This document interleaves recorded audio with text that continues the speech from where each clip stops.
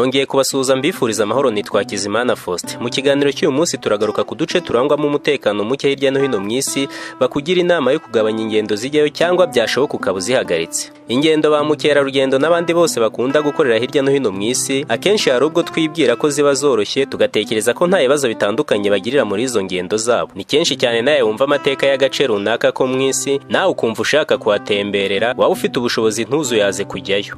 Amatsiko niyo ntwaro kirimbuzi kujyana kureba agace wigeze cyangwa wabwiwe amateka yako kugira ngo wihere ijisho. Kujya kureba cyangwa kwitegereza ufitiye amatsiko ubundi ugasubira iwawe ntibihagije. Hari n'abakorera izo ngendo mu gace runaka kubera ko bumvishe ko bazahurirayo n'ubuzima bwiza butandukanye n'ubwo babayemo. Nutega amatwi iki kiganiro ukakirangiza, uraza kumva neza ko aho dutemberera hose atari mu mudendezo nk'uko tubitekereza cyangwa aho dushaka gutemberera. Tekereza neza kandi yumvishe ko hari ahantu mu isi utapfa kugenda uko wiboneye bitewe n'imiterere yaho cyangwa ibihakorerwa. Ikinyamakuru Forbes magazine cyifashishije umuryango mpuzamahanga wita ku bikorwa by'ubuvuzi n'umutekano mu ngendo muri edisiyo yabo ya 11 isohoka buri mwaka, Travel Risk Map, cyashyize hanze urutonde rw'ahantu hagaragaye mu mwaka wa 2020 ku isi utagomba gutembereramo uko wiboneye kubera impamvu twavuze haruguru. Iyi edisiyo iherekejwe na ankete yakozwe ku bikorwa by'ubucuruzi byakozwe hirya no hino mu isi, Business Resilience Trend Watch, na ankete cyangwa iperereza ryakozwe n'inzobere mu bihugu bisaga 214 ahanini bushingiye ku mutekano w'ubucuruzi muri ibi bihugu. Ubu bushakashatsi bwasanze 47% by'abakora ingendo hirya no hino ku isi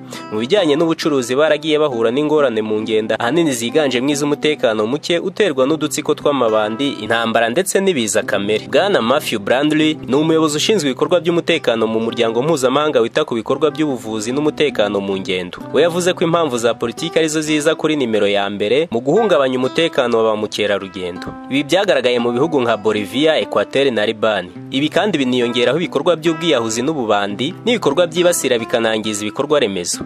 Hakiyongeraho nanone kwangirika kw'ibikorwa remezo guturuka ku biza kamere. Forbes magazine tubwira ko mu mwaka wa 2020 uduce twagaragayemo umutekano muke, banakugira inama yo kudapfa gutemberera yuko wiboneye, twiganje cyane mu burasirazuba bwo hagati, cyane cyane mu bihugu bya Syria, Iraq, Yemen no muri Afghanistan no mu duce tumwe na tumwe twa Afurika. Bakakubwira kandi ko mu gihugu cya Mexique ari ahantu higanje cyane imitwe y'amabandi ikora ibikorwa by'urugomo kandi kabinakora ibikorwa by'ubucuruzi bw'ibiyobyabwenge, bityo ko wakagombye kujyayo wikandagira ucunga neza intambwe zawe. Mu bihugu nk'Ubuhinde na Misiri naho hagiye hagaragaramo uduce turangwamo umutekano muke nk'uko bigarukwaho n'iki kinyamakuru. Madamu Erica Weisbrod, umuyobozi ushinzwe gushakira ibisubizo umutekano muke hirya no hino ku isi mu muryango mpuzamahanga w'umutekano mu ngendo n'ubucuruzi, avuga ko nubwo hari ibihugu bigaragara ko birangwamo umutekano muke ko akenshi abatari igihugu cyose, akagira inama abakora ingendo z'ibikorwa by'ubucuruzi kubanza bamenya neza imiterere y'aho bagiye.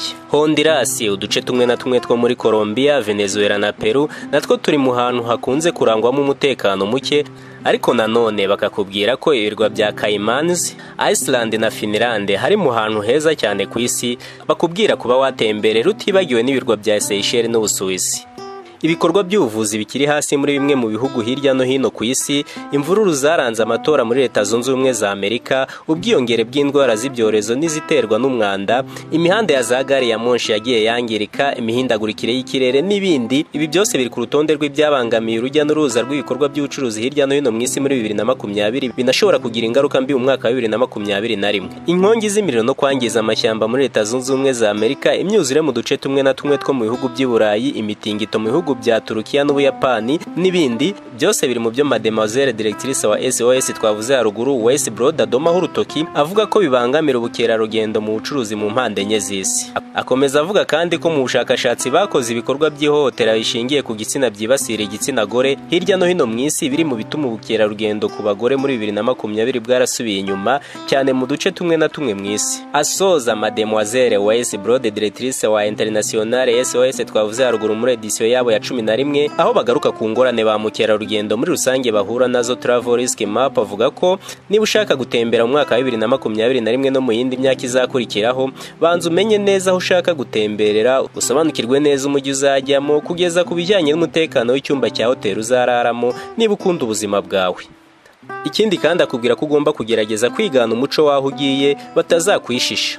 Dusoza nk'uko uru rubuga ndiho mbasomera rwa Forbes magazine rutangaza amazina y'ibihugu bigera kuri 12 umuryango mpuzamahanga urebana n'umutekano w'ingendo Travel Risk Map International SOS aho bakugira inama yo kujyayo wigengesere cyangwa se yaba ari nta gahunda ufite yihutiwe ukaburetse kujyayo. Kugeza ubu ibyo bihugu ni Libya, Syria, Iraq, Yemen, Somalia, Sudan du Sud, République Centrafricaine, une partie de la République démocratique du Congo, une partie de l'Ukraine orientale, Mali, une partie du Pakistan, Afghanistan, une partie de l'Egypte. Uru rutonde ikinyamakuru Forbes magazine cyarukoze kigendeye ku bukerarugendo bwibanda ku bikorwa by'ubucuruzi, aho cyagiye kidoma urutoki kuri bimwe mu bihugu bigaragaramo ibikorwa bibangamira ubukerarugendo bw'ubucuruzi. Reka turebe gato ku butembere muri rusange aho nawe watemberera mu isi ari ugutembera gusa bikujyanye. Ikinyamakuru Voyage au Mexique.fr cyashyize ku mwanya wa mbere umujyi wo mu gihugu cya Mexique witwa Tijuana ku rwego rw'isi ugirwa inama yo kudahirahira ngo kandagireyo niba ukunda ubuzima bwawe. Tijuana ni umujyi wo mu gihugu cya Mexique uhana imbibi na California mu majyepfo. Muri raporo yasohotse mu mwaka wa 2019 bakubwira ko muri uyu mujyi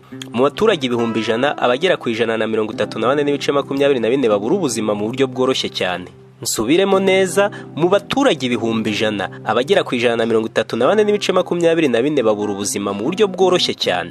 Tijuana ibaye umujyi wa mbere ku isi urangwamo umutekano muke ku isi mu myaka 3 yikurikiranyije. Bigasa naho ari umwihariko muri iki gihugu cya Mexique kuko mu mijyi ya mbere 10 ku isi irangwamo umutekano muke kugeza ubu 6 yose barirwa muri iki gihugu. Iyo ni Tijuana iza ku mwanya wa mbere, hagakurikiraho Juarez, hakaza Uruapan, hakaza Irapuato, hakaza Ciudad Obregón, hakaza Acapulco. Ni ingingo nyamukuru ishimangira ko iki gihugu ari cyo nimero ya mbere ku isi mu bihugu bifite umutekano muke magingaye. Urutonde rwasohotse mu mwaka wa 2020 rwakozwe n'inama nkuru y'abaturage yita ku mutekano mu gihugu muri Mexique igaragaza ko mu mijyi igera kuri 50 yaranzwemo umutekano muke ku isi mu mwaka wa 2019 46 yose iba ku mugabane wa Amerika, muri yo 42 niyo muri Amerika y'Amajyepfo bita Amerika Latine. Mu mijyi 42 irangwamo umutekano muke ku isi barirwa muri Amerika Latine 19 yose iherereye muri iki gihugu cya Mexique. Noneho muri ya mijyi 50 yose irangwamo umutekano muke ku isi 19 niyo mu gihugu cya Mexique nk'uko tumaze kubibabwira. Brazil ifitemo imijyi 10, Venezuela ifitemo imijyi 6, Leta Zunze Ubumwe za Amerika ifitemo imijyi 3, Afrika y'Epfo ifitemo imijyi 4, Colombia ifitemo imijyi 3, Honduras ifitemo imijyi 2, Guatemala ifitemo umujyi 1, Puerto Rico ifitemo umujyi 1 na Jamaica ifitemo umujyi 1. Nanone reka duterere ijisho ku kinyamakuru westfrance.com turebe icyo bavuga kuri uyu mujyi uyoboye imijyi yose ku isi irangwamo umutekano muke. Mu nkuru yanditswe n'umunyamakuru Bruno Alves igasohoka muri iki kinyamakuru ku wa 3 tariki ya 3 ukwezi kwa 6 mu mwaka wa 2020 yasobanuye byimbitse ku bijyanye n'uyu mujyi wa Tijuana. Uyu mujyi utuwe n'abaturage basaga 1,700,000. Abaturage baho bakunda kwibyinira indirimbo z'umuhanzi Manukao. Ni icyicaro gikuru cy'ubucuruzi bw'ibiyobyabwenge, ni uruganda rukuru rwa filime z'urukozasoni, udutsiko tw'amabandi yitwaje intwaro dukomeye niho tubarizwa. Uyu mujyi niho hantu byoroshye kubona impapuro mpimbano, ni naho hantu horoshye kubona amafaranga y'amiganano. Kubona abasore b'amatatuwaje batoreye ibyuma bagenda n'intwaro mu mihanda yaho ku buryo bunyuranyije n'amategeko si igitangaza. Umuyobozi w'inama nkuru y'umutekano w'abaturage n'ubutabera muri Mexique bwana Jose Antonio Ortega Sanchez Ortega yatangarije ikinyamakuru cyo muri Mexique Yucatan Time ko mu mwaka wa 2019 muri iki gihugu hapfuye abantu bagera ku 34,608. Muri bo abagera ku 2,367 nabo mu mujyi wa Tijuana. Aba bose nta numwe wishwe n'indwara, bapfuye bazize ibikorwa by'ubugizi bwa nabi. Kubera ukuntu uyu mujyi uhana imbibi na leta ya California, imwe muri Leta Zunze Ubumwe za Amerika, usanga urubyiruko rwa California ruza gukora ibikorwa by'ubucuruzi bw'ibiyobyabwenge bwambukiranya imipaka bijya muri Leta Zunze Ubumwe za Amerika. Icyumweru gishize muri uyu mujyi hataragaragaramo umuntu wishwe bifatwa nk'igitanga. Ni agace gasa nk'akigenga cyane ku buryo usanga abatuye bagendera ku mategeko n'amabwiriza yashyizweho n'abahagarariye imitwe y'amabanda barizwa muri aka gace nabo bakorana ibikorwa by'ubucuruzi bw'ibiyobyabwenge hagamijwe kutabangamira ubucuruzi bwabo. Reka nsoreza ngushimire wowe wakoze subscribe kuri #FTheGenius ndetse ukanakanda kukazogera kugira ngo ibiganiro byungura ubumenyi bikomeze kukugeraho. Andika igitekerezo cyawe hasi muri commentaire nimba hari ubwunganizi ushaka kuduha. Gira amahoro, ni Twakizimana Faustin.